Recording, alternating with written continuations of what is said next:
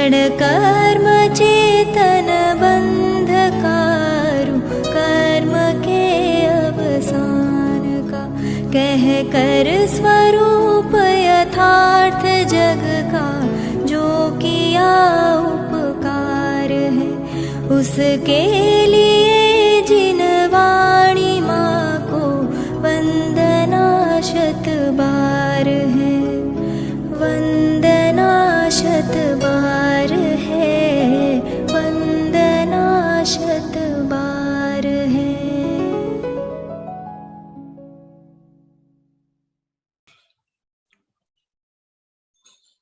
अत्र स्याद्वाद शुद्ध्यर्थम वस्तु तत्व व्यवस्थिति, उपायोपेय भावश्च मनाग्भूयोऽपि चिन्त्यते, मनाग्भूयोऽपि चिन्त्यते। आज मैंने जिस श्लोक का मंगल पाठ किया है उसे आज से 1000 वर्ष पहले आचार्य अमृत चंद्र स्वामी ने समय सार की टीका आत्मख्याति में परिशिष्ट के रूप में प्रथम कलश के रूप में लिखा है, और पूरा समय सार हो जाने के बाद उन्होंने एक परिशिष्ट लिखा है जिसको स्याद्वाद अधिकार के नाम से जाना जाता है। ये उसी का पहला श्लोक है और ये अनेक दृष्टियों से बहुत महत्वपूर्ण है, इसलिए मैं आपका ध्यान इधर आकर्षित कर रहा हूँ। भाई साहब अभय जी ने भी कहा था कि एक दफे इस पर भी थोड़ी सी बात होनी चाहिए। देखो इस श्लोक का अर्थ ये है, अत्र स्याद्वाद शुद्ध्यर्थम। अत्र माने यहाँ, स्याद्वाद से शुद्धि के लिए, स्याद्वाद की शुद्धि के लिए भी कुछ लोग अर्थ करते हैं, पर स्याद्वाद की शुद्धि की बजाय स्याद्वाद से बात को शुद्ध करने के लिए, स्याद्वाद से शुद्ध करने के लिए वस्तु तत्व व्यवस्थिति, वस्तु तत्व की व्यवस्था करने के लिए, वस्तु तत्व की व्यवस्था को ठीक से बनाने के लिए, उपायोपेय भावश्च, उपाय और उपेय दोनों ही भाव हम बराबर आप्त मीमांसा में उपाय तत्व और उपेय तत्व की चर्चा करते आए हैं। यहाँ वे ही शब्द मिल रहे हैं। देखो ये कितना ज्यादा मिलता जुलता श्लोक है आप्त मीमांसा से। अगर कोई बताए नहीं, कोई सामान्य हो तो वो ऐसा ही समझेगा कि ये श्लोक समंत भद्र स्वामी ने आप्त मीमांसा में लिखा होगा, और यही मैं बराबर देखते जा रहा हूँ कि आचार्य समंत भद्र और आचार्य अमृत चंद्र ये दोनों मानो एक ही सिक्के के दो पहलू हैं। तो ये समय सार में भी स्याद्वाद और उपाय उपेय की चर्चा आई है, और ये कहा जा रहा है कि अब स्याद्वाद से वस्तु व्यवस्था को व्यवस्थित करने के लिए, भली भांति उसे शुद्ध करने के लिए, उपाय उपेय संबंधी सारी बातों को, उपाय तत्व की बातों को भी और उपेय तत्व की बातों को भी, मनाक माने थोड़ा सा, जरा सा, भूयोपि फिर से भी, जरा सा, पुनरपि थोड़ा फिर से, चिंत्यते चिंतन किया जाता है, जरा फिर से चिंतन किया जाता है। ये अर्थ हुआ कि अब यहाँ पर स्याद्वाद से वस्तु तत्व की व्यवस्था को बनाने के लिए, उसकी शुद्धि के लिए, उसके उपाय उपेय भाव आदि सारी बातों पर एक बार फिर से थोड़ा सा स्यादवाद की दृष्टि से चिंतन किया जाता है। ये बात आपके बहुत लोगों के ध्यान में होगी और आपका ध्यान जाए इसलिए मैं कह रहा हूं कि समय सार की 415 गाथाओं की टीका आचार्य अमृतचंद्र स्वामी कर चुके हैं। समय सार पूर्ण हो चुका है और पूर्ण होने के बाद उन्होंने ये स्यादवाद अधिकार लिखा है। और जब उन्होंने लिख दिया है तो उसके बाद में जितनी भी समय सार की टीकाएं हुई, पांडे राजमल जी ने की, बनारसी दास जी ने की, सब ने उसमें स्यादवाद अधिकार भी लिखा। इस स्यादवाद अधिकार में मूल ग्रंथ का आचार्य कुंद कुंद का लिखा हुआ कुछ भी नहीं है, लेकिन इन आचार्यों ने स्यादवाद को इतना ज्यादा जरूरी समझा कि उस पर एक स्वतंत्र अधिकार लिखा जो मूल ग्रंथ का हिस्सा नहीं था। मूल ग्रंथ का हिस्सा नहीं था, फिर भी उन्होंने एक स्वतंत्र अधिकार लिखा। ये बात बहुत अधिक चिंतन करने की है और ये स्यादवाद के महत्व को प्रकाशित करती है। और जो हमारी बात चल रही है कि स्यादवाद से ही ठीक प्रवृत्ति हो सकती है, उसके बिना नहीं हो सकती है, उसको सिद्ध करती है। समय सार रूपी शास्त्र का फल, शास्त्र के अनुसार जीवन में प्रवृत्ति कैसे हो, इसी के लिए वे स्यादवाद अधिकार लिख रहे हैं। यदि स्यादवाद अधिकार न समझे तो समय सार रूप तत्व की प्रवृत्ति कैसे कोई जीव करेगा। ये इसलिए इस अधिकार की महती उपयोगिता समझकर हमको इसे भी पढ़ना चाहिए। और इसके बाद में समय सार कलश टीका, समय सार नाटक, इनमें भी ये चर्चा आई है। आप सब उस पर विस्तार से चिंतन करेंगे। मैं ज्यादा उस बात को और लंबाता नहीं हूं, लेकिन ये है बहुत बढ़िया।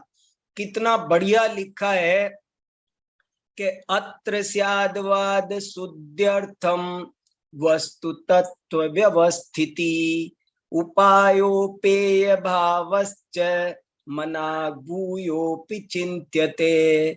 तो ये एक बहुत ही, मतलब उनको कितना जरूरी लगा होगा अमृतचंद्र स्वामी को। वो चाहते तो इसे नहीं लिखते। ऐसा शायद ही कोई दूसरा ग्रंथ मिलेगा कि जहां मूल ग्रंथ पूर्ण हो जाने के बाद इस तरह से चर्चा हुई हो और वही चर्चा सबसे ज्यादा प्रसिद्ध हो गई हो। इसी परिशिष्ट में स्यादवाद की चर्चा में ही 47 शक्तियां आई, बहुत सारी महत्वपूर्ण बातें निकल कर आई। इसलिए ये बहुत, स्यादवाद के बिना उपदेश का ग्रहण नहीं हो सकता ठीक से। किस उपदेश को किस रूप में कहाँ तक ग्रहण करना, ये सब बातें हमें स्यादवाद ही समझाता है। स्यादवाद के बिना कोई समझ नहीं पाएगा और जो ठीक से प्रवृत्ति निवृत्ति होनी चाहिए वो नहीं हो पाएगी। इसलिए स्यादवाद से शुद्ध करना जरूरी है। हर कथन को स्यादवाद से शुद्ध करना जरूरी है। दुनिया का हर उपदेश स्यादवाद से शुद्ध होना आवश्यक है, तभी वो फलीभूत हो सकता है। ऐसे ही बहुत अच्छी अच्छी बातें पंडित बनारसी दास जी ने समय सार नाटक में लिखी हैं, उनको भी आप देखना, बहुत अच्छी अच्छी हैं। मैं एक दो कलश आपको, एक दो छंद आपको बनारसी दास जी के भी दिखा भर देना चाहता हूँ। बहुत संक्षेप में, इन पर विस्तार करो तो बहुत बात हो जाए, लेकिन मैं बस आपको दिखा रहा हूँ, आपको इसका रस आएगा। बहुत मधुर है, कैसे वो लिख रहे हैं देखो तो सही। स्वामी अमृत चंद्र मुनि की प्रतिज्ञा, अद्भुत ग्रंथ अध्यात्म वाणी, समुझे को विरला ज्ञानी। देखो, ये अध्यात्म का अद्भुत ग्रंथ है, लेकिन इसे कोई विरला ज्ञानी व्यक्ति ही समझ सकता है। क्यों? क्योंकि या में स्यादवाद अधिकारा, ताको जो कीजे विस्तारा। इसमें स्यादवाद अधिकार है, यदि उसे विस्तार से कोई समझेगा तो ही समय सार के अध्यात्म रस को ठीक से पी सकेगा। तो ग्रंथ अति शोभा पावे, वह मंदिर यहु कलश कहावे। इस पंक्ति पर आपका विशेष ध्यान देखो कि समय सार तो मंदिर के समान समझो, और ये स्यादवाद अधिकार उस पर चढ़ाया गया कलश समझो। ये स्यादवाद नहीं हो तो ग्रंथ की शोभा नहीं है। देखो क्या लिखा कि समय सार पर यदि स्यादवाद अधिकार लिख दिया जाए तो ग्रंथ अति शोभा पावे, वह मंदिर यह कलश कहावे। समय सार तो एक मंदिर के समान है, लेकिन यदि ये स्यादवाद अधिकार इस पर लिख दिया जाए तो उसकी शोभा बढ़ जाए।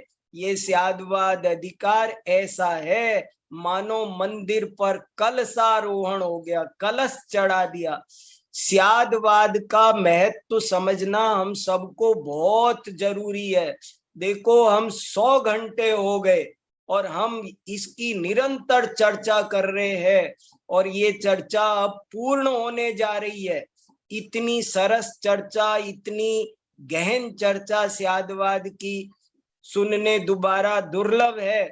इसलिए इसको आप बहुत महत्वपूर्ण समझना, हल्के से मत लेना। इसलिए मैं आपको ये लाइनें दिखा रहा हूं कि वो कह रहे हैं कि स्यादवाद से ही समय सार की शोभा है, नहीं तो उससे भी कोई समझ नहीं पाएगा। साफ साफ लिखा है, समय सार अध्यात्म का अद्भुत ग्रंथ है, और उसे वे ही विरले ज्ञानी समझ पाएंगे जिनके हाथ में स्यादवाद की चाबी होगी। तो ग्रंथ अति शोभा पावे, वह मंदिर यहु कलश कहावे। तब चित अमृत वचन गढ़ी खोले, अमृत चंद्र आचार्य बोले। अमृत चंद्र आचार्य का अमृत वचन तो स्यादवाद अधिकार में झरा है। देखो क्या लिख रहे हैं। समय सार पढ़ना, उसको समझना जीवन की सर्वश्रेष्ठ उपलब्धि है, मगर उसको ऐसे इन बातों को ध्यान में रखकर पढ़ें तो बहुत अच्छा। क्या गजब की बात लिख दी कि वो समय सार मंदिर पर स्यादवाद अधिकार, वो जैसे मंदिर पर शिखर हो, कलश हो, ऐसा है। ऐसे बहुत अच्छे अच्छे कलश इन्होंने लिखे हैं। अगला कलश भी बहुत अच्छा है। अमृत चंद्र बोले मृदुबानी, स्यादवाद की सुनो कहानी। कहानी, बच्चों को कहानी सुनाते ना, कितना सरस है। मुझे बहुत रस आ रहा है। मैं तो बहुत संक्षेप में आपको बता रहा हूं, आप बाद में अकेले में समय सार नाटक निकाल के पढ़ना। क्या लिख रहे हैं देखो तो सही। अमृत चंद्र बोले मृदुवाणी, मीठी वाणी अमृत चंद्र आचार्य बोल रहे हैं। क्या बोल रहे हैं? स्यादवाद की सुनो कहानी। बच्चों जैसी प्यारी प्यारी पोएम नहीं है ये। एक दिन बोली मुझसे नानी, मैं कहती तुम सुनो कहानी। ऐसी हम बचपन में कहानियां या पोएम याद करते थे। अमृत चंद्र, कितना सरस है दिनेश जी, देखो। अमृत चंद्र बोले मृदुबानी, स्यादवाद की सुनो कहानी। सुनाओ महाराज। को कहे जीव जग माही, को कहे जीव है नाही। स्यादवाद के कठिन विषय को बच्चों की भाषा में सरल करके, को कहे जीव जग माही, सर्वथा सत, को कहे जीव है नाही। सर्वथा असत, सर्वभाव एकांतवादी, अभाव एकांतवादी। और अगली पंक्ति देखो, एक रूप को कहे, को अगणित अंग, छिन्न भंगुर को कहे, को कहे अभंग। देखो पूरी आप्त मीमांसा आ रही है, बरस रही है। पहले की 5वें छंद में भाव एकांत अभाव एकांत, और छठे दोहे में ऊपर की पंक्ति में एक और अनेक। एक रूप को कहे और को अगणित, अगणित माने अनेक। कोई वस्तु को एक कहता है, कोई अनेक कहता है। एकानेक वाला पूरा परिच्छेद एक लाइन में। और नीचे की पंक्ति में नित्यानित्य वाला, छिन्न भंगुर को कहे अभंग। और कोई क्षण भंगुर कहता है माने नित्य एकांतवादी, और को कहे अभंग अनित्य एकांतवादी।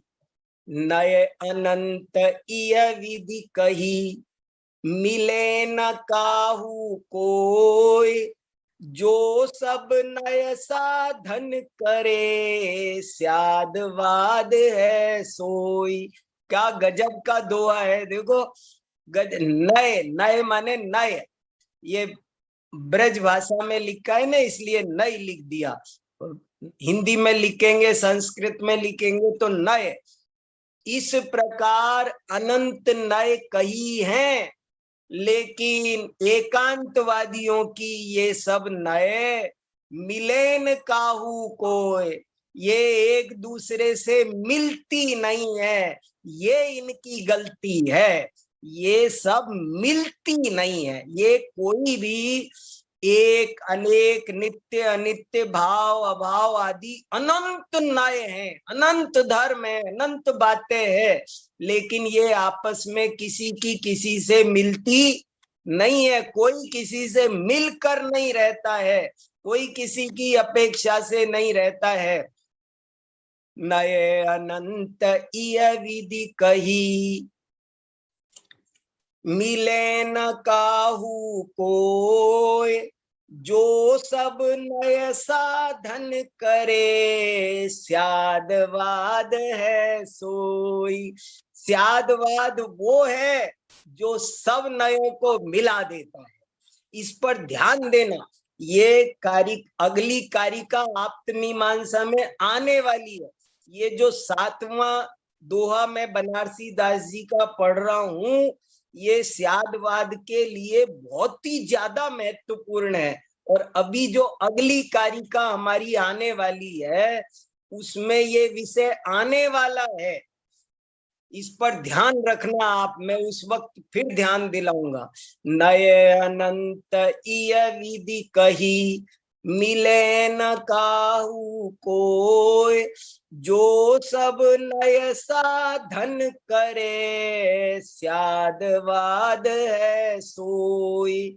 और यहाँ नय को साधन कहा, ये भी मैं चर्चा अभी आपसे करने वाला हूँ। हाँ, ये क्या खास बात है। नए साधन, स्यादवाद साध्य, जो सब नयों का साधन करे। साधन हेतु, ये बड़ी बारीक बात है जो आपको कहीं आसानी से इनको समझने समझाने वाले भी नहीं मिलेंगे, दुर्लभ बात है।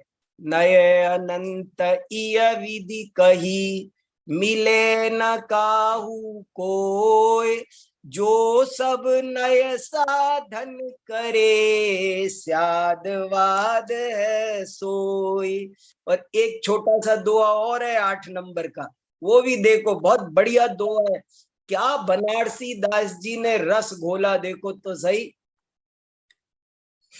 स्यादवाद अधिकार अब कहो जैन को मूल, जाके जानत जगत जन, लहे जगत जल कूल। बहुत ही सुंदर है हेडिंग, देखो। स्यादवाद संसार सागर से तारने वाला है। क्या लिख रहे हैं बनारसी दास जी?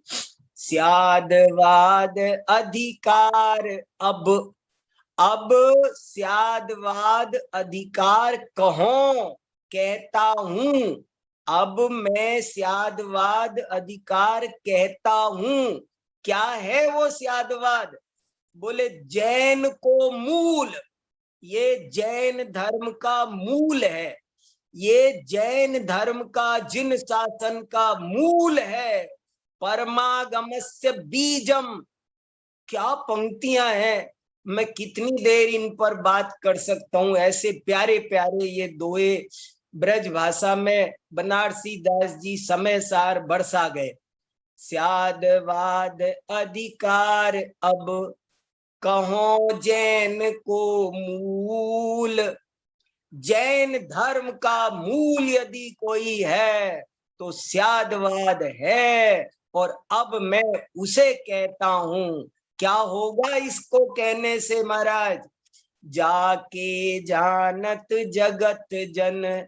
जिस जाके माने जिसको, जानत माने जानने से, जगत जन संसार के सभी प्राणी, जिसको जानकर जगत के जीव लहे प्राप्त करते हैं जगत जल कूल।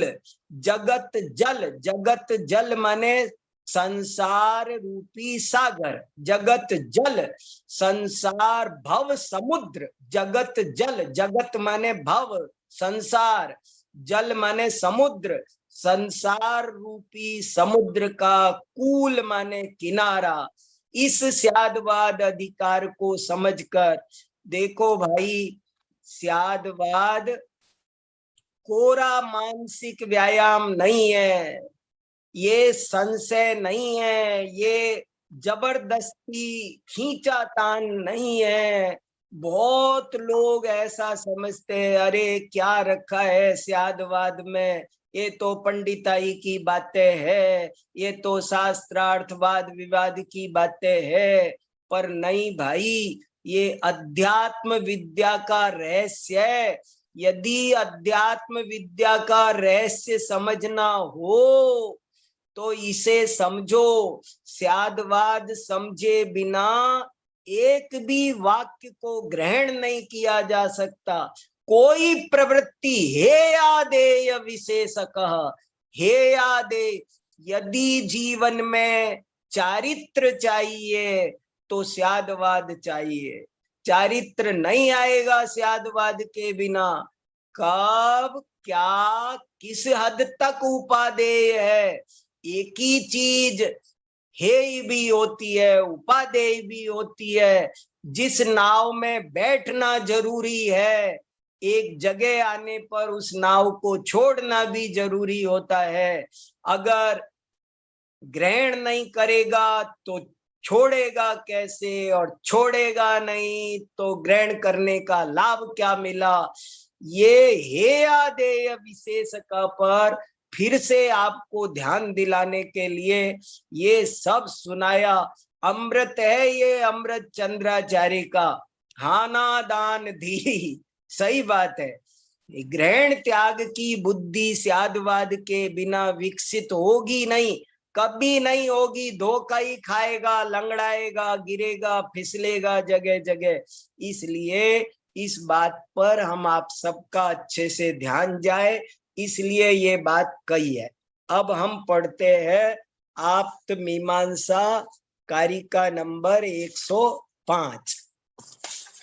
आप्त मीमांसा की 105 नंबर की कारिका हमने पढ़ रहे हैं, उसकी चर्चा करके कारिका नंबर 106 पढ़ेंगे।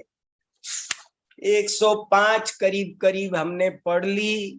जितनी भी चर्चा करो उतनी ही कम है। ये निरंतर चर्चा चल रही है, निरंतर चिंतन चल रहा है। देखो, आप सोच रहे होंगे निरंतर कहाँ चल रहा है, कल तो क्लास हुई नहीं थी। अरे कक्षा नहीं हो रही है तब भी हो रही है, निरंतर पढ़ रहे हैं, निरंतर वही विषय चल रहा है, पढ़ पढ़ करके पढ़ रहे हैं। इस हमको तो तत्व ज्ञान करना है, हमको कोई रूढ़ी नहीं पीटनी है, हमको कोई रूढ़ी नहीं पीटनी है। जैसे ऐसे कहा है, भोजन को पचाना जरूरी है, बीच बीच में जैसे उपवास देना पड़ता है ज्यादा खाया हो तो, ऐसे ही इतना गहरा तत्व है कि मैं जानबूझ करके उसे चिंतन इतना चलता है, इतना पढ़ना होता है कि मुझे उसमें गैप देना पड़ता है कि आनंद आए, उसका रस पचे अच्छे से।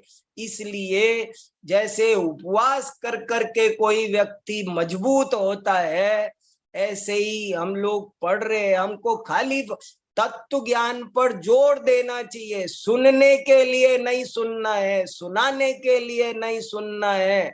मैं रोज स्वाध्याय का विरोधी नहीं, लेकिन रोज स्वाध्याय हो, रोज प्रवचन हो, इसकी जरूरी नहीं है।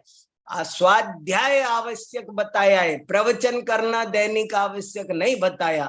इसलिए ये सब बातें समझने के लिए सुनो, मुझे खुश करने के लिए, किसी को दिखाने के लिए। और कहीं भी जाओ, किसी भी धर्म का कोई भी अंग आप अपने जीवन में पालो, तो मेरी तो आपसे यही कहना है, यही निवेदन है, आत्महित के लिए करो और किसी के लिए मत करो। कोई वजह नहीं, कोई मतलब नहीं, आत्महित ही जीवन का एकमात्र उद्देश्य होना चाहिए।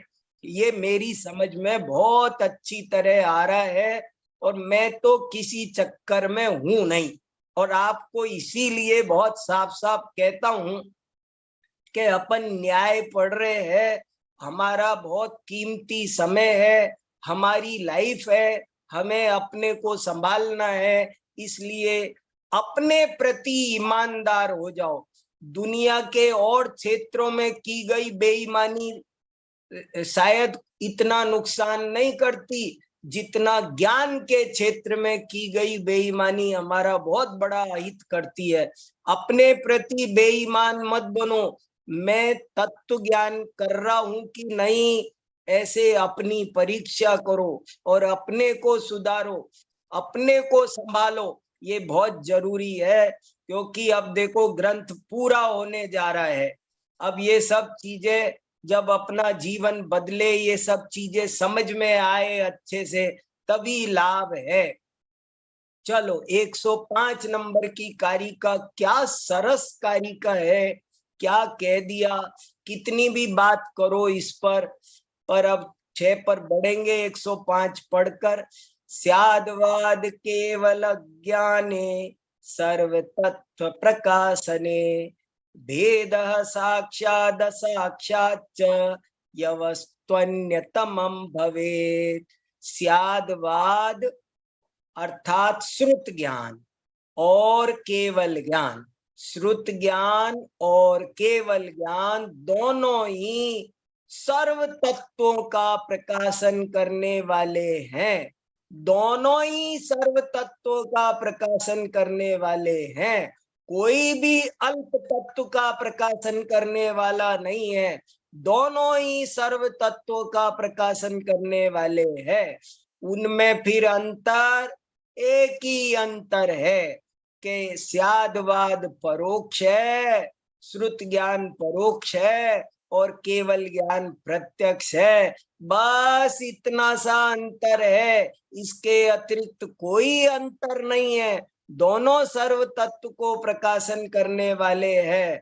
जिस जिस जिस विषय को, जिस वस्तु को केवल ज्ञान जानता है, उस सारी वस्तु को श्रुत ज्ञान जानता है।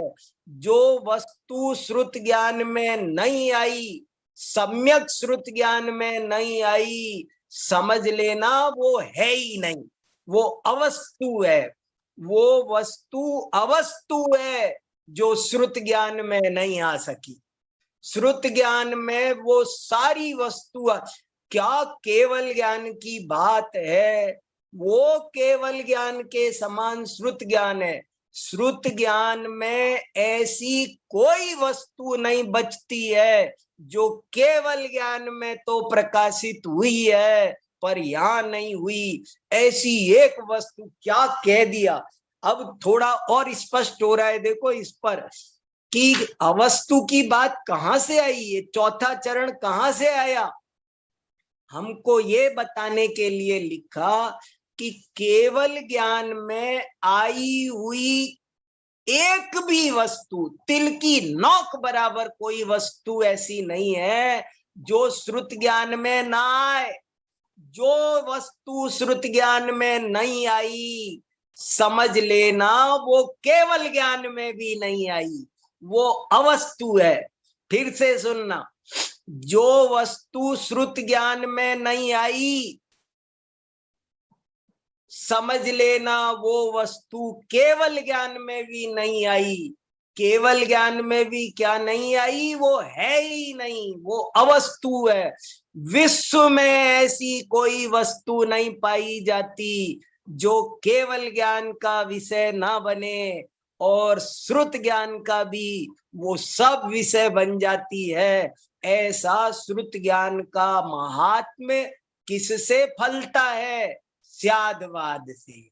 स्यादवाद ही वो अद्भुत टॉनिक है, स्यादवाद ही वो अमोघ शक्ति है जो श्रुत ज्ञान को केवल ज्ञान के बराबर बिठाती है, बराबर बिठाती है। देखो कहते हैं ना, उनके बराबर नहीं बैठते भैया, बड़े ऑफिसर है, उनके बगल में हम कैसे बैठे। केवल ज्ञान के बगल में, उसी आसन पर, उन्हीं के साथ श्रुत ज्ञान को बिठा सकते हैं। ये महिमा स्यादवाद की है। स्यादवाद का ही वो प्रताप है जो श्रुत ज्ञान को केवल ज्ञान के बगल में बिठा देता है। चलो 106 नंबर की कारिका। हाँ, सब कुछ बता दे। कह रहे जो चीज श्रुत ज्ञान ने नहीं जानी, समझ लेना वो दुनिया में है ही नहीं। अब 106 नंबर की कारिका क्या कहती है जरा देखते हैं। तुल्या भवन्ति, कोई फर्क ही नहीं है। सधर्मेणैव साध्यस्य साधर्म्याद विरोधतः स्याद्वाद प्रविभक्तार्थ विशेष व्यंजको नयः। अब इस 106 नंबर की कारिका में नय का स्वरूप बताया गया है, नय का लक्षण बताया गया है, नय किसे कहते हैं ये बताया जा रहा है। लेकिन ऊपर की पंक्ति में क्या कहा जा रहा है ये थोड़ा सा कम समझ में आ रहा है। देखो, एक तो यहाँ पर नय का एक नाम डाला हेतु। नय को जो बात मैंने आज तक कभी कहीं नहीं पढ़ी वो यहाँ पढ़ रहा हूं। नय का एक पर्यायवाची नाम यहाँ टीका में अष्टशास्त्री में बहुत खुलासा किया कि नय का दूसरा नाम हेतु है, और नय शब्द संस्कृत की नी धातु से बनता है। संस्कृत में एक नी धातु है, नी नय ने, उस नी धातु से ही नेता बनता है, नी धातु से ही सारे नय बनता है, और नी से ही ये सब नीता, अनीता, सुनीता, नीति, प्रणीता, परिणीता, दुनिया भर के शब्द नी धातु से बनते हैं। नी माने जो हमको ले जाए, नयति इति, नी धातु से ही नय बना है। बहुत संस्कृत की कुछ धातुएं पकड़ में आ जाए ना, जैसे धातु माने जैसे किसी के पास स्वर्ण धातु हो तो कोई सा भी व्यंजन, कोई सा भी आभूषण बना लेगा। जैसे किसी के पास लोहा हो तो लोहे की कोई भी चीज बन सकती है, सोना हो तो सोने की कोई भी चीज बन सकती है। ऐसे ही किसी को धातुएं आती हो संस्कृत में तो वो उससे संबंधित कोई भी शब्द समझ सकता है। तो नी धातु बहुत महत्वपूर्ण धातु है संस्कृत में। और वो कहते हैं कि वो नी धातु नयति ले जाता है। कहाँ ले जाता है? पूर्ण वस्तु तक ले जाता है। तो नए पूर्ण वस्तु को दिखाने का हेतु है, इसलिए नय का दूसरा नाम यहाँ पर हेतु कहा गया। और हेतु कैसा होता है? तो उन्होंने कहा कि जैसे न्याय शास्त्र में हेतु अपने साध्य का अविनाभावी होता है, अपने साधर उसी साध्य का साधर्मी होता है, साध्य से का वैधर्मी नहीं होता।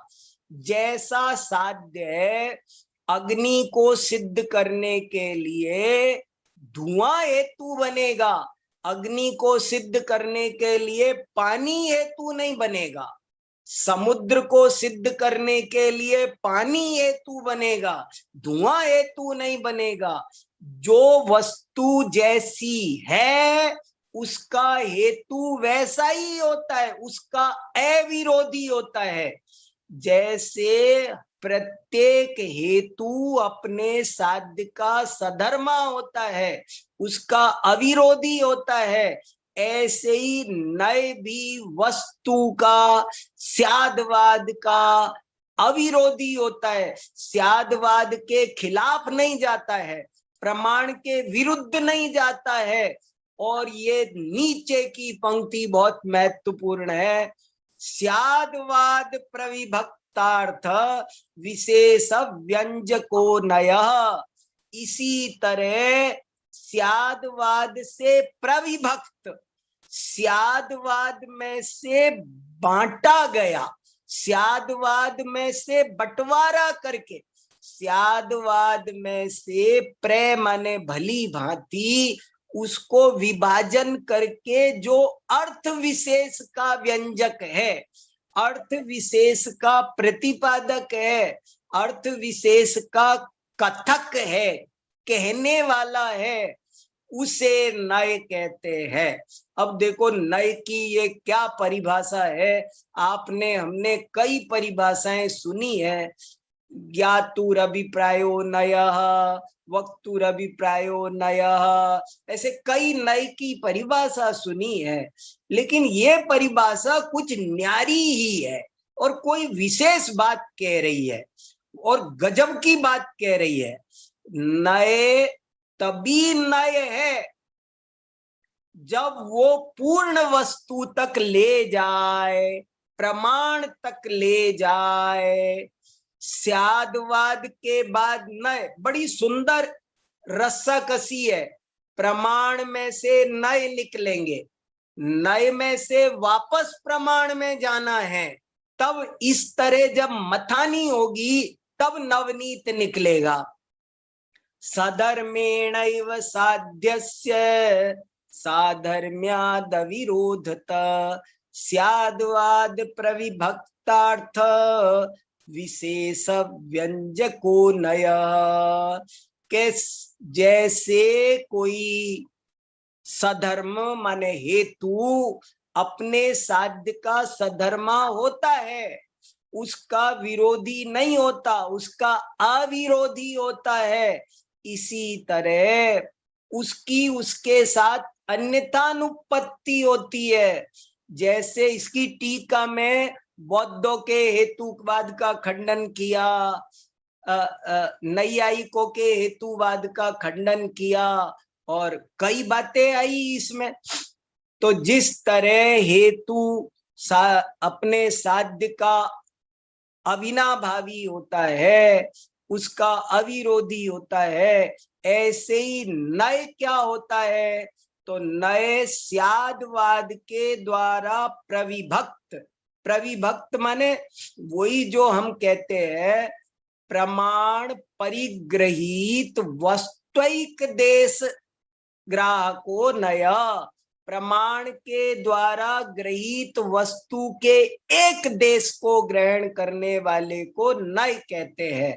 वही बात यहाँ कही जा रही है, स्यादवाद नय संस्कृतम।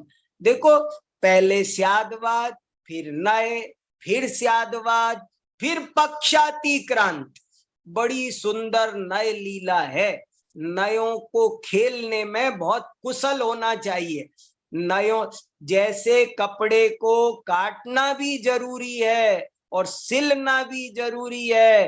काटेंगे नहीं तो भी कुर्ता नहीं बनेगा, और सिलेंगे नहीं तो भी कुर्ता नहीं बनेगा, और काटने सिलने की बात भूलेंगे नहीं तो भी कुर्ता पहनने का आनंद नहीं आएगा। तो ये क्या, यही है, नाव में बैठना भी है, नाव उपादेय भी है, नाव हेय भी है। ये नए प्रमाण उपादेय भी है और नए प्रमाण हेय भी है। नए की ये बात मुझे कुछ विशेष लग रही है कि नए को यहाँ हेतु से कैसे जोड़ा, मैंने अब तक नहीं देखा, लेकिन आज देखा तो आनंद हुआ। यहीं पर ये बात आई, नए, इसमें वो बात आ गई कि वो अन्य धर्मों का निराकरण करने वाला नहीं होना चाहिए, ये इसमें से निकल कर आ गया। यहाँ अनिराकृत प्रतिपक्ष नहीं लिखा, लेकिन निकल कर आ गया इसमें से, क्योंकि वो प्रमाण में से, स्यादवाद माने प्रमाण, प्रमाण से प्रविभक्त अर्थ विशेष का जो व्यंजक हो वही नय होता है। नए वस्तु का अविरोधी होता है, वस्तु का विरोधी नहीं होता। जैसी वस्तु है नित्यानित्यात्मक, उसमें से एक विशेष को पकड़कर कहता है, उसका नाम नय है।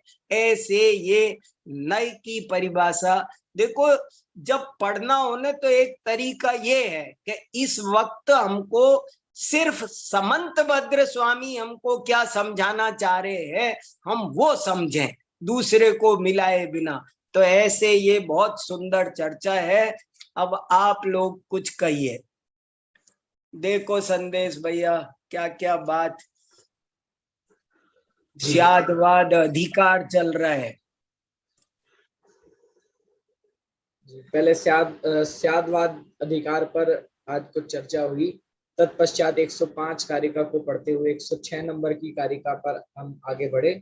इस बारे में किसी का कोई विशेष प्रश्न हो या किसी का कोई विशेष बात हो तो आप कह सकते हैं। भाई साहब 106 नंबर की जो कारिका पढ़ी, हाँ। इसमें जो साधर्म्य बात है ये तो सपक्ष को लेकर बात है, ये हाँ। नए को लेकर बात, मतलब ये साधर्म्य जो शब्द प्रयोग किया ये नए के लिए प्रयोग थोड़ा किया है, ये तो सपक्ष के लिए प्रयोग किया है। अच्छा, मतलब दृष्टांत के लिए, सपक्ष दृष्टांत के लिए यहाँ पर साधर्म्य प्रयोग किया है। मैं एक बार आपको मतलब फिर कारिका का अर्थ करो ना अच्छे से। ये मैंने कहा कि ऊपर की लाइन मेरे को ठीक से नहीं समझ में आ रही है।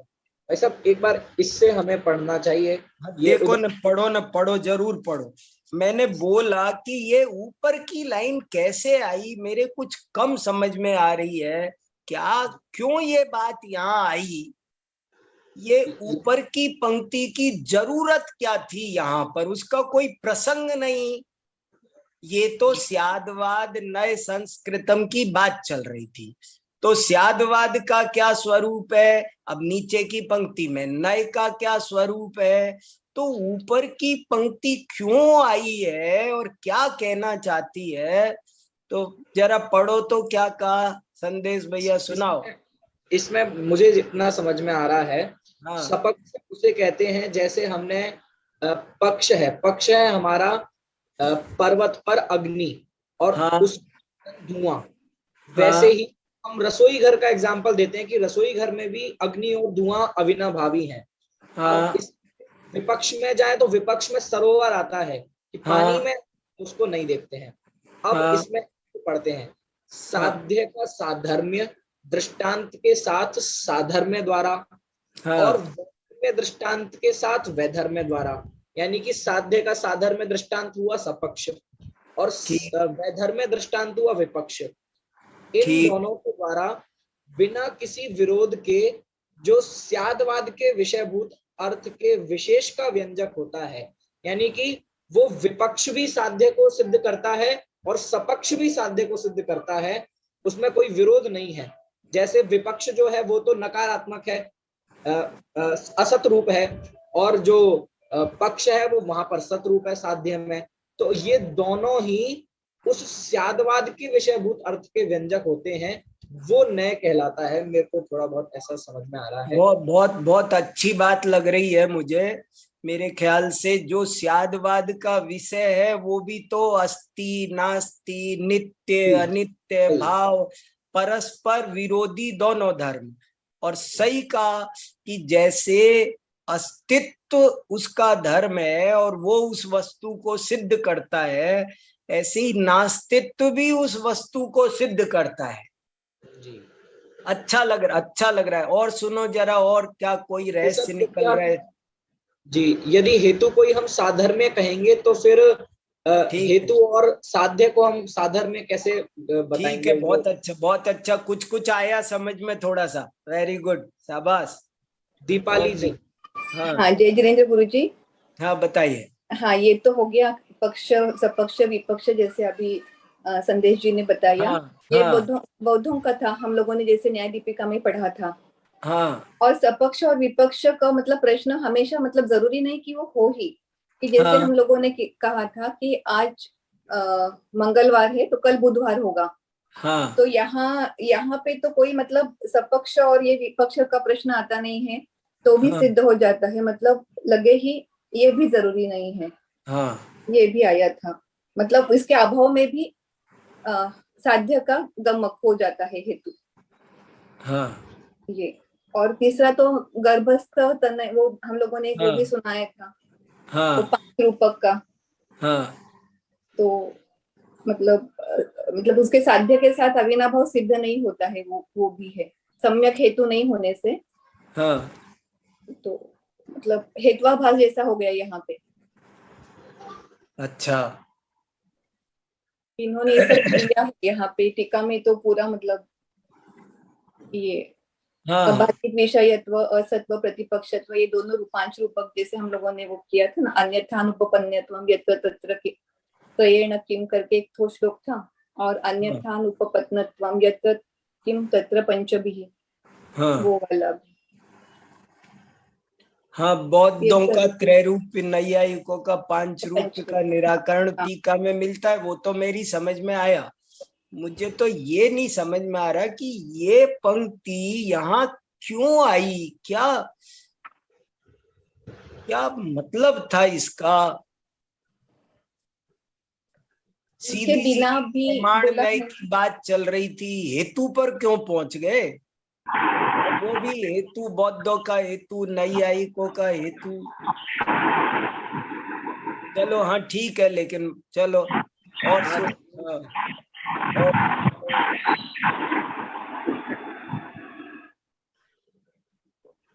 बोलिए। हेलो। हाँ जय जिनेन्द्र, आवाज आ रही है मेरी? जी जी आ रही है। हाँ, मैं इसमें कह रहा था, जैसे आपने कहा ना कि जैसे साधन है, धुआं है, एक तो अग्नि का साधन धुआं हेतु, तो ये तो पक्ष के रूप में आ गया। Hello hello. हाँ आ रही है आपकी आवाज, बोलिए। अच्छा, जैसे इसे पक्ष के रूप में तो ये आ गया कि अग्नि के साथ धुएं की व्याप्ति, और जैसे जल के साथ अग्नि की वो वैधर्म्य है, तो जल है तो अग्नि नहीं है। तो वो ये कहना चाह रहे हैं मेरे ख्याल से कि वस्तु की दोनों प्रकार से सिद्धि हो रही है, एक तो पक्ष से भी और एक मतलब साधर्म्य से भी और वैधर्म्य से भी।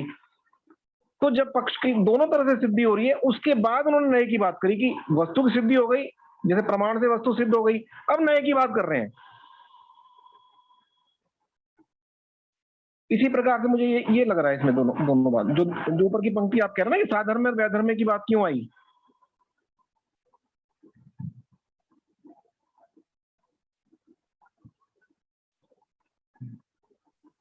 मेरे को ऐसा लग रहा है जैसे आपने कहा ना कि मुझे वही वस्तु की सिद्धि होने के बाद नए की बात आ रही है। स्यादवाद से वस्तु की पूरी सिद्धि हो गई, तब नए तभी प्रसंगकारी हैं जो वस्तु पहले जैसे प्रमाण के बाद ही नए कार्यकारी हैं। हाँ, इसी प्रकार से स्यादवाद से वस्तु सिद्ध हो गई, साधर्म से भी और वैधर्म से भी, उसके बाद उन्होंने फिर नए की बात उठाई है, ये मतलब है। बहुत बहुत बहुत बढ़िया बिंदु लग रहा है, बहुत बड़े। जैसे जैसे दिन है, हाँ जी, ये भी सिद्ध करता है, रात नहीं है ये भी दिन को सिद्ध करता है। हाँ, ये दोनों तरह से कंफर्म करना जरूरी है। हाँ, जब वस्तु सिद्ध हो गई अब नए की बात करते हैं, वस्तु सिद्ध हो गई स्यादवाद से, तो अब नए की बात करते हैं। तो मेरे ख्याल से ये पॉइंट कुछ जुड़ेगा। वस्तु को जितना जरूरी स्वद्रव्य क्षेत्र काल भाव से सत होना जरूरी है, उतना ही उसे परद्रव्य क्षेत्र काल भाव से असत होना भी उतना ही जरूरी है। भाई दूध सिद्ध किया तो दही नहीं है, ये भी सिद्ध होना चाहिए ना, तभी तो पक्का निर्णय होगा ना वस्तु का। बराबर। चेतन सिद्ध हुआ तो अचेतन नहीं है, ये भी सिद्ध होना चाहिए। ये भी सिद्ध होना चाहिए, दोनों पक्षों से सिद्ध होना चाहिए। बराबर। जीव सिद्ध हुआ है तो अजीव नहीं है, ये भी सिद्ध होना चाहिए। हाँ, दोनों पक्षों से। वाह वाह वाह, उसके बाद नए की बात कर रहे हैं। वाह वाह वाह वाह, बहुत बढ़िया, बहुत बढ़िया। और यही बात शायद संदेश कह रहे हैं। संदेश भी यही कह रहा था, संदेश भी मुझे लगता है इसी बहुत बढ़िया, बहुत बहुत बढ़िया। ऐसा ही लिखा है उसमें, ऐसा लिखा है कि जो बात पक्ष और विपक्ष से स्यादवाद से जानी है, उसका प्रकाशक व्यंजक नए होता है। हाँ जी, वाह वाह वाह, उस वस्तु का, हाँ, जो प्रमाणित हो गई, जो प्रमाणित हो गई। बराबर बराबर, बहुत बढ़िया, बहुत बढ़िया, जिसमें कोई डाउट नहीं रहा। हाँ, जो निशंकता सिद्ध हो गई। हाँ, उसके बाद नए की बात करें। बहुत बढ़िया, बहुत बढ़िया। देखो हो रहा है ना स्पष्ट, बहुत बढ़िया, बहुत बढ़िया। वो दृढ़ तभी होगा ना जब दोनों तरफ से उसको कसेंगे। हाँ जी, बहुत बढ़िया, बहुत अच्छा। वस्तु नित्य है तो अनित्य नहीं है, ये भी सिद्ध होना चाहिए ना। एक मेरा एक प्रश्न था, पीछे थोड़ा सा पीछे जाना पड़ेगा। हाँ, जैसे उसमें पहले आया 101 कारिका में प्रमाण के फल को बताया, हानादान धी उत्पन्न होती है। हाँ, प्रमाण के फल के रूप में। हाँ, हे उपाधि बुद्धि कह लो आप। हाँ, और अभी दोबारा स्यादवाद के प्रसंग में उन्होंने स्वरूप बताते हुए कहा कि हे उपाधि का विशेषक है स्यादवाद। हाँ, ये दोनों में मुझे कनेक्शन अभी बिल्कुल क्लियर नहीं हो रहा कि प्रमाण और स्यादवाद में अंतर स्पष्ट होगा, तभी ये दोनों बातें कुछ क्लियर होंगी। वहां पे प्रमाण का फल बताया खानादान दी, और या स्यादवाद को बताया कि हे उपादेय विशेषक। हाँ, ये दोनों में क्या अंतर है, ये यहाँ पर थोड़ा उलझन सी हो रही है। क्यों आई दो बार बात? ये सही बात है। इसमें क्या अंतर है स्यादवाद प्रमाण में, ये थोड़ा सा यहाँ क्लियर नहीं हुआ। अच्छा प्रश्न है, अच्छा प्रश्न। कोई कुछ बताता है तो सुनो देखे। बहुत अच्छा प्रश्न है। दोनों चीजें कैसे आई, दो बार कैसे आई? आचार्य देव ऐसे संक्षिप्त करते हैं तो इतना दो बार देने का मतलब कुछ प्रयोजन अलग है उनका। ये बात नहीं होगी। हाँ हाँ, वो दो बार नहीं कहेंगे जब तक कि कोई विशेष बात नहीं होगी कहने की। जरूर जरूर जरूर, कुछ है विशेष, जरूर विचार करते हैं। देखो सुनो और सुनो देखे। स्वयं प्रभा जी। हाँ हाँ, जय जिनेन्द्र, सुनाइए। तो अभी जो आज जो कारिका आई है उसमें जो उन्होंने जो साधर्म और वैधर्म उन्होंने दिया है, आज हेतु के बारे में, मतलब हेतु को नए से जोड़ा है। तो उसके हिसाब से तो जो हेतु है वो अन्वय व्यतिरेक सहित होना चाहिए। तो अन्वय व्यतिरेक के साधर्म और वैधर्म की बात की है कि मतलब व्यतिरेक यानी जो वैधर्म को बताया और अन्वय यानी जो साधर्म को सपक्ष को बताया और विपक्ष को बताया। बहुत बढ़िया, बहुत बढ़िया। वो उसी बात को आपने और अच्छी शब्दावली दे दी, क्योंकि अन्वय व्यतिरेक दोनों बैठना चाहिए। कोई भी बात न्याय शास्त्र में तभी मान्य होती है जब उसमें अन्वय व्यतिरेक विधान बने, और न बने तो वो कह देते तदन्वय व्यतिरेकानुविधाना भावात, अर्थात लोक ज्ञान के कारण नहीं, क्योंकि अन्वय व्यतिरेक नहीं बनता। ऐसे ही यहाँ सही बात है। हाँ, तो इसलिए वो अन्वय व्यतिरेक सहित होने से वो हेतु का लक्षण ही वही है कि वो अन्वय व्यतिरेक सहित ही होना चाहिए हेतु। और बहुत बढ़िया। तो क्या यहाँ मैं ये पूछना चाह रही थी कि यहाँ नए और हेतु एकार्थवाची हो गए? बताओ, इस पर भी बताओ। मुझे ऐसा लगा था शुरू में कि नए और हेतु एकार्थवाची हैं क्या। देखो, पहले भी कहा था 21-22 कुछ कारिका में आया था, हेतु चाप्यपेक्ष, हेतु को अहेतु भी होना चाहिए। एक चीज का हेतु हो और उसके विपक्ष का अहेतु भी होना चाहिए, तभी वो हेतु बनेगा। जैसे धुआं है, वो अग्नि का हेतु है, लेकिन जल का अहेतु भी उसको उतना ही जरूरी है होना, तभी वो धुआं का हेतु सिद्ध होगा।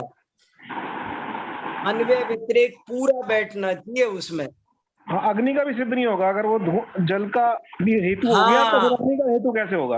हाँ, अगर वो जल के साथ धुआं की व्याप्ति होगी तो धुआं अग्नि का गमक कैसे बनेगा? वो तो सदोष हो गया, फिर वो तो दोष आ गया उसमें। बहुत बढ़िया, बहुत बढ़िया, बहुत खास बात दिखाई दे रही है। देखो यहाँ जो कल आप भाई साहब ने बात बताई थी कि पूरे जैनागम का मूल सब कुछ व्याप्ति है। हाँ, और व्याप्ति किस चीज का नाम है? अन्वय व्यतिरेक का नाम ही तो व्याप्ति है। और वो अन्वय व्यतिरेक है, वस्ती और नास्ती दोनों तरह से उस बात को सिद्ध करना, इसी का नाम तो अन्वय व्यतिरेक है। और यही याद। हाँ, बहुत बढ़िया। देखो, ये भी एक महत्वपूर्ण बात है, यादवाद और केवल ज्ञान को बराबर बिठाना है। तो स्यादवाद तब बराबर बैठेगा जब वो व्याप्ति करेगा, और व्याप्ति ज्ञान ना हो तो स्यादवाद नहीं बनेगा, श्रुत ज्ञान नहीं बनेगा। और व्याप्ति तब बनेगी जब अन्वय व्यतिरेक बनेगा। पक्ष विपक्ष दोनों को चेक कर लेगा वो, तभी तो बनेगा वो व्याप्ति, नहीं तो व्याप्ति कैसे बनेगी? जहां जहां ज्ञान है वहां वहां आत्मा है, जहां जहां राग है वहां वहां दुख है, ये अन्वय। तो जहां जहां पर राग नहीं है वहां दुख नहीं है, जहां पर ज्ञान नहीं है वहां पर आत्मा नहीं है। ऐसा व्यतिरेक भी आना चाहिए उसका। केवल अन्वय से काम नहीं बनेगा, केवल व्यतिरेक से काम नहीं बनेगा। अन्वय व्यतिरेक दोनों हो तब साध्य सिद्ध होगा। दोनों अनिवार्य हैं। दोनों अनिवार्य है। भाव भी जरूर। वस्तु में स्वचतुष्टय से सत होना जितना जरूरी है, पर चतुष्टय से उसे असत होना भी उतना ही जरूरी है। एक पुरुष को मैं पुरुष हूं, लेकिन पूछो स्त्री नहीं हो तो क्या वो मैं बता नहीं सकता, तो कमजोर हो गई बात। उसको उतनी दृढ़ता से ये भी कहना पड़ेगा कि हाँ, स्त्री नहीं है, पुरुष है, स्त्री नहीं है, दिन है रात नहीं है, तब बात बनेगी। यही दोष जो आज आपने चाइनीज दर्शन का किया उसमें यही दोष आ रहा है। हाँ, वहाँ यही गड़बड़ आ रही है। हाँ, यही गड़बड़ आ रही है उसमें कि वो 50-50 को मान रहे हैं स्यादवाद। हाँ, 50-50 नहीं है, यही तो बात है।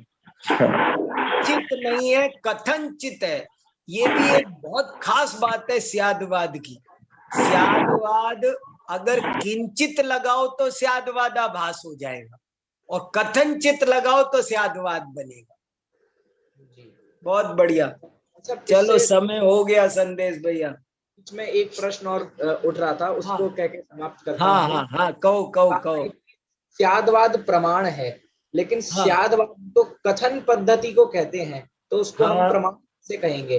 तो इसके लिए नए चक्र में दादा ने स्यादवाद के लिए प्रमाण वाक्य ऐसा शब्द प्रयोग किया है। स्याद्वाद प्रमाण वाक्य है।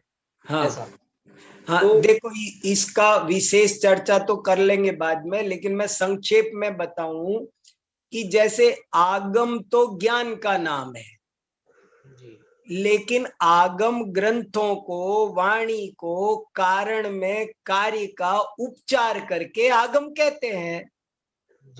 ठीक वैसा ही यहाँ पर है। स्याद्वाद वास्तव में श्रुत ज्ञान है, लेकिन कारण में कार्य का उपचार करके स्याद्वाद के कथनों को भी श्रुत ज्ञान कहते हैं। श्रुत के दो भेद कर दिए, इसलिए जैनाचार्यों ने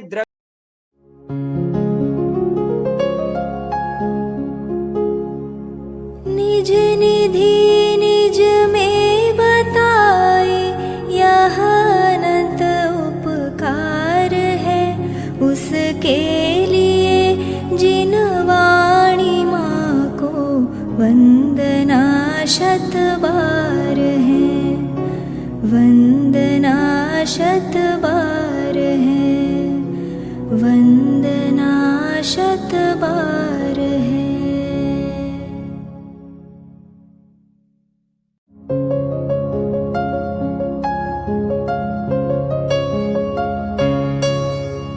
हे जिन वाणी भारती तो ही जपो दिन रैन, जो तेरी शरणा गहे सो पावे सुख चैन।